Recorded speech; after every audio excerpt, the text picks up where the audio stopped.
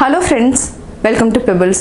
நான் இன்னைக்கு செய்ய போறது பன்னீர் பட்டர் மசாலா. இது வந்து சப்பாத்திக்கும் நானுக்கு வந்து ரொம்ப டேஸ்டா இருக்கும். ஃபர்ஸ்ட் வந்து நம்ம தக்காளி, இஞ்சி, பச்சை மிளகாய், வரமிளகாய், முந்திரி கொஞ்சமா ஸ்பைசஸ் எடுத்துக்கலாம். இத நல்லா ஃப்ரை பண்ணிட்டு கிரைண்ட் பண்ணி தனியா வச்சுக்கலாம். அதுக்கு அப்புறம் இது கூட பன்னீர், கொடமிளகாய் எல்லாமே ஆட் பண்ணி செய்ய போறோம். வாங்க எப்படி செய்யறதுன்னு பார்க்கலாம். பன்னீர் பட்டர் மசாலாக்கு தேவையான பொருட்கள் நம்ம பன்னீர் 350 கிராம்ஸ் எடுத்துக்கலாம். இதுக்கு ஒரு 12 முந்திரி, ஒரு கைப்பிடி கொத்தமல்லி எடுத்துக்கலாம். 4 தக்காளி எடுத்துக்கலாம். 2 பச்சை மிளகாய், 2 வரமிளகாய், ஒரு துண்டு இஞ்சி, பட்டை, பிரிஞ்சி இலை, 5 லவங்கம், 2 ஏலக்காய், 1 டேபிள் ஸ்பூன் சீரகம், ஒரு 10 மிளகு, 1 டேபிள் ஸ்பூன் தனியா விதை, தாளிக்கிறதுக்கு 1 டேபிள் ஸ்பூன் சீரகம். இது கூட வந்து மஞ்சள் தூள், மிளகாய் தூள், தனியா தூள், காஷ்மீரி சில்லி மிளகாய் தூளும் ஆட் பண்ணியிருக்கேன் கலருக்காக. 1 டேபிள் ஸ்பூன் அளவுக்கு நம்ம கஸ்தூரி மெத்தி எடுத்துக்கலாம். அதாவது வெந்தயக்கீரை, காஞ்ச வெந்தயக்கீரை தான் நம்ம எடுத்துருக்கிறோம்.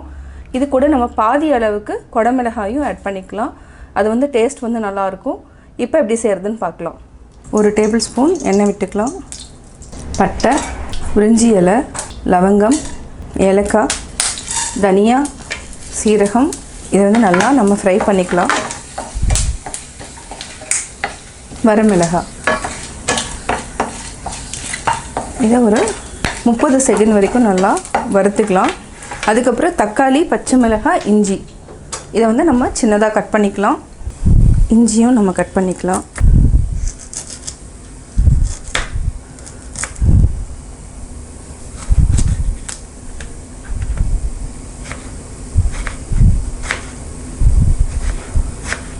பச்சை மிளகாயும் கட் பண்ணிக்கலாம். எல்லாத்தையுமே போட்டு நம்ம வதக்கிக்கலாம். நம்ம எல்லாத்தையுமே மிக்ஸ் பண்ணிட்டோம்.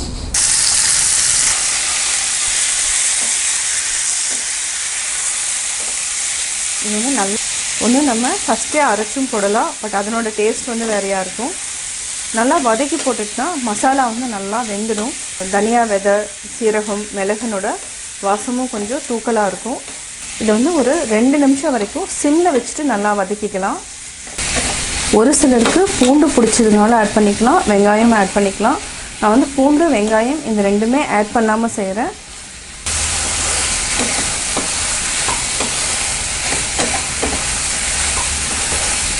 நல்லா தக்காளி வதங்கிடுச்சு, எண்ணெயும் கொஞ்சம் விட ஆரம்பிச்சிருச்சு. இப்போ நம்ம முந்திரியும் போட்டு வதக்கிட்டு ஆற வச்சு அரைச்சிக்கலாம். அதாவது முந்திரி இல்லைன்னா ஃப்ரெஷ் க்ரீம் இல்லை ஆட் பண்ணிக்கலாம். பால் கூட நம்ம கொஞ்சம் ஆட் பண்ணிக்கலாம், அதுவும் நல்லா டேஸ்ட்டாக இருக்கும். ஆஃப் பண்ணிவிட்டு ஆற வச்சு அரைச்சிக்கலாம். ஆறிடுச்சு, மிக்சியில் போட்டு நம்ம அரைச்சிக்கலாம். நம்ம இதுக்கு கரம் மசாலா ஆட் பண்ண வேண்டியதில்லை, ஏன்னா அதனால தான் நம்ம பட்டை, லவங்கம் எல்லாமே ஆட் பண்ணியிருக்கிறோம். அதே மாதிரி சீரகத்தூளும் நம்ம ஆட் பண்ண வேண்டியதில்லை. இதை வந்து அரைச்சிக்கலாம். மிக்சியில் அடித்து தனியாக வச்சுக்கலாம். தாளிச்சிட்டு இதை ஆட் பண்ணிக்கலாம். ஒரு கடாயை வச்சுக்கலாம். இதுக்கு 1 டேபிள் ஸ்பூன் அளவுக்கு எண்ணெய் விட்டுக்கலாம். கொஞ்சமாக பட்டர், அதாவது 1.5 கியூப் நான் போட்டிருக்கேன். இதுக்கு வந்து 3 கியூப் எடுத்துருக்கிறேன். ஃபஸ்ட்டு நம்ம சீரகம் போட்டு தாளிச்சுக்கலாம். நல்லா உருகட்டும். சீரகம்,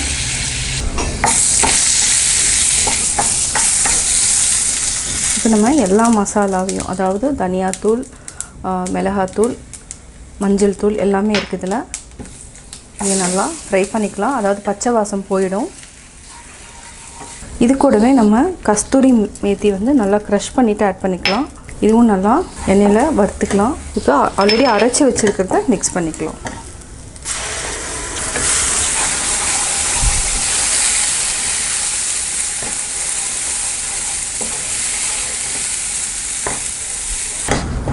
ஒரு 3 நிமிஷம் வரைக்கும் நல்லா ஃப்ரை ஆனதுக்கப்புறம் நம்ம தண்ணி விட்டுக்கலாம். இந்த மசாலா நல்லா வேகணும். அதாவது மிளகாத்தூள், தனியாத்தூள் எல்லாமே போட்டிருக்கிறோம். தக்காளி கூட நல்லா மிக்ஸ் ஆகிறப்போ நல்லா வெந்துடும். ஹை ஃப்ளேமில் வைக்க வேண்டாம், லோ ஃப்ளேம்லேயே வச்சுக்கலாம். இப்போ நம்ம ஆல்ரெடி அரிஞ்சு வச்சுருக்கிற குடமிளகாயை ஆட் பண்ணிக்கலாம்.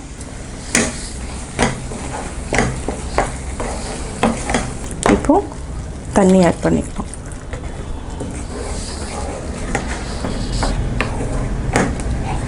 தண்ணி வந்து நல்லா சுண்டி எண்ணெய் வந்து மேலே வரட்டும். அதுக்கப்புறம் நம்ம பன்னீர் ஆட் பண்ணிக்கலாம். ஒரு 5 நிமிஷம் வரைக்கும் சிம்மில் வச்சுட்டு மூடி வச்சுக்கலாம். இது கூட நம்ம உப்பு போட்டுக்கலாம்.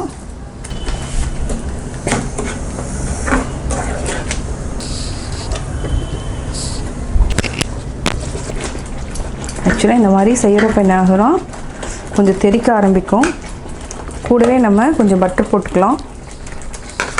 கொஞ்சம் கொத்தமல்லி இதையும் நம்ம ஆட் பண்ணிவிட்டு 1 நிமிஷம் வரைக்கும் மூடி வச்சுக்கலாம். அதுக்கப்புறம் பன்னீர் போட்டுக்கலாம்.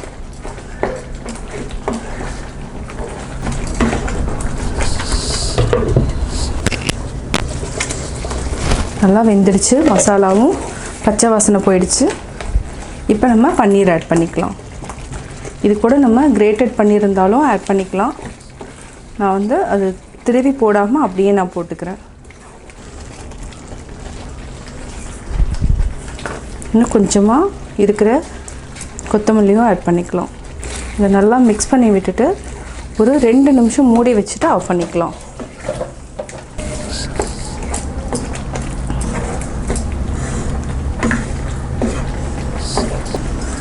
ஒரு 2 நிமிஷம் மூடி வச்சுக்கலாம்.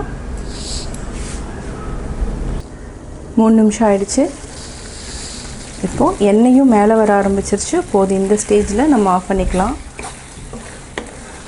வேறு பாத்திரத்தில் மாற்றிக்கலாம்.